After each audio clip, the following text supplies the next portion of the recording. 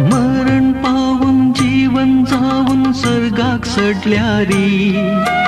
आसाय सदांच आमचे भोवारी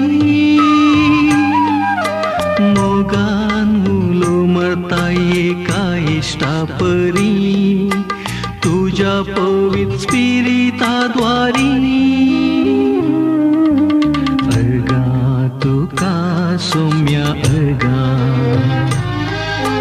महिमावंतन जाऊ तुका वत्या दये ह्या संसारी येऊन सोडव